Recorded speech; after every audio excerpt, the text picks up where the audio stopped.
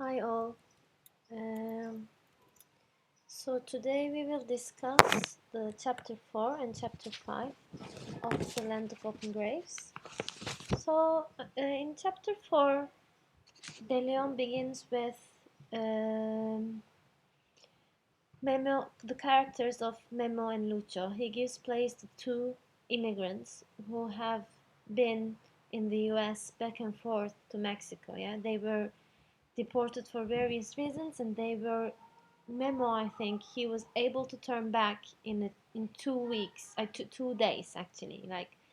And what is peculiar about Memo and Lucho, and also representative of other immigrants' experience, is the way they treat to their situation. Yeah, so they bring humor, they bring laughter to their situation, and instead of when we hear their stories, we don't get an image of someone who is victimized or just oppressed, but we hear a person who is actively reacting and actively taking action amidst the oppressed situation he is in. Yeah, and this I think ties back well with our previous discussion on gender inequality, or our discussions about how we should think of women, for example, in the Middle East, or women that we've been talking about in veiled sentiments. Yeah. So when we were talking, and when Abu Lugot also kind of reminds us not to see these women as mere victims of their oppressed conditions, but people who engage life in various ways. Yeah. So they take action, and they kind of fight back or find ways through or in their conditions. Yeah. So De Leon tells that humor is very important in um, finding ways to survive and to live in people's lives. Yeah, it's not only for like humor is such a, I think, universal fact that we bring to various situations. So if you go to page 92, um, it says in the second paragraph, as Latino studies scholar Jose Limon points out, these linguistically spirited moments, humor, are dynamic forums that interactionally produce meaning, mastering anxiety by inverting passive destiny through active play. Yeah, passive destiny. Like they're not victims, they're not just passive vis-a-vis what's happening in their lives, but they take affirmative action. The humor, expletives, subtle forms of irony, self-deprecation that color many people's stories, which are often referred to as chingaderas or pendejadas, are key elements of Mexican working class subjectivity, as well as important forms of resistance and migrant identity construction. So humor is important, how we ourselves think of ourselves, of our identity, how we construct our identity within the outside conditions. Yeah. Also, in the following paragraph, De Leon tells that it's a humor talks about humor as a weapon of the weak, and that has been this phrase has been a fruitful conversation last semester in my class, because I understand why De Leon calls it a weapon of the weak, but also this kind of phrasing mis- risks to misrepresent the immigrants. Yeah, because a student has told like they're not weak. These are people who kind of were brave enough to pass the desert for several times, for countless times. So they're not actually weak. I mean, weak in the sense that they are marginalized. They do not have the political social status that, I don't know, a white male citizen in the US has. But this doesn't mean that they are weak. And De Leon also says that this humor has been ignored, like the the part that humor plays in people's lives has been ignored by other ethnographers. Yeah, in page 93, he says it's not surprising that graphic and sexually charged Mexican humor in the context of often traumatic border crossings has been largely ignored by social scientists. This is likely the result of the cultural and class differences between researchers who are predominantly middle-class white non-native Spanish speakers or educated middle-class Mexicans and their informants. So he's saying that ethnographers were not understanding the jokes actually because they weren't culturally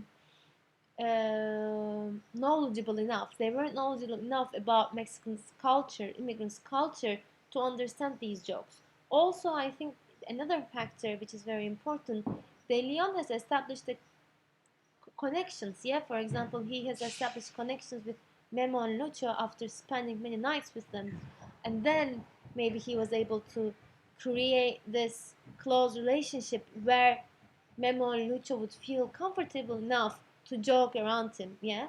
Also, he was saying, and I think it's very important, that some ethnographers or some journalists, for example, they go out to the desert and they just look for stories. Yeah, there was one journalist who was looking for a story like I want a mother who has lost her children in the desert.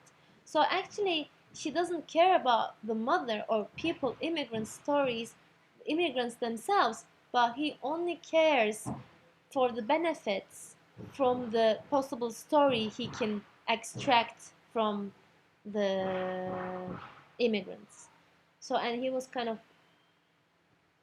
um, warning us against not being um, interested in these stories for our own sake.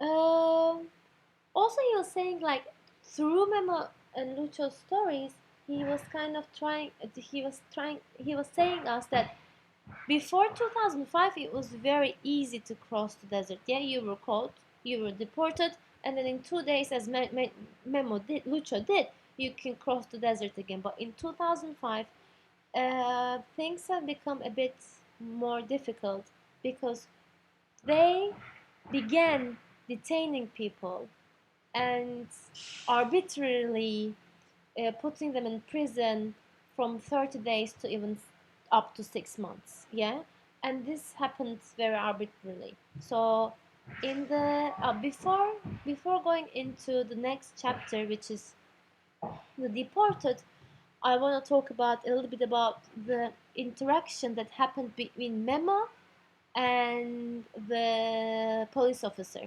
Yeah, if you guys remember in this chapter, in chapter 4, Memo gets called, and then they're going to, and then the police officer looks his kind of records and he says, look, you have been trying to pass quite a few times now and consecutively, and I think you should rest. And Memo is like, wow, is he trying to help me? And he's saying, the police officer is saying, I'm going to put you down in Nogales where where it is easier to pass. But when when Memo says like, but if you want to really help me, just leave me here, just let me go, and I don't need to pass again. But he says like, oh, do you want me to find you a job as well? So you see, I think here you see kind of I don't know. It's those are very gray zones. We cannot talk about patrol officers or police officers in a white or black manner. Yeah. So it's as De Leon says and kind of coins the term hybrid collective, there are sophisticated ways that subjectivities of people manifest, that people kind of act in various ways, and those are very gray zones. Yeah, a police officer helps Memo, but helps enough to maintain his own status, for example, like not to risk his own job. And in the Deported, in the next chapter, in the following chapter, chapter 5, we see inside in a courtroom, yeah, detained immigrants. And they don't even know what's going on, and they are there, like 50 immigrants come, and the judge takes the cases in groups of 5. They ask the same question, and sometimes the immigrants do not understand what's going on, and there is a translator, but they just do not have the chance to defend or say something about their own situation. Yeah, and they're arbitrarily put in prison, and they have nothing to say, um, and they become just numbers and not persons in their own right. I think that's very important. Also, De Leon was kind of pointing out the fact that this has been a spectacle and a form of earning money for many people. Like lawyers, he was saying, they were background and they were not doing many things, but they were just laughing. They're laughing maybe because they are earning one $125,000 per year. Yeah. Also, he was telling about in the rest of this chapter, he was telling about Grupo Beta, like the shelter. Not Grupo Beta. Not is not the name of the shelter, but he takes us to the shelter, and in the shelter we see that this kind of currency of immigrants coming and going, being deported again, it has been a business, especially for Grupo Beta, where the immigrants call their partners or their parents, or they try to send money. So that shows that not in the United States immigrants are subject to violence, but in Mexico, in the other part of the border, they are facing with economic instabilities as people are trying to make money out of their vulnerable situations. I think that's all I have to say today. Yeah, oh, there's one more thing. Also, he was pointing out uh, a guy from Honduras and how he has subjected to discrimination by Mexicans. So he is kind of pointing out that there is, even among Mexicans, there is discrimination against our ethnicities and our other ethnicities and other nationalities. Yeah.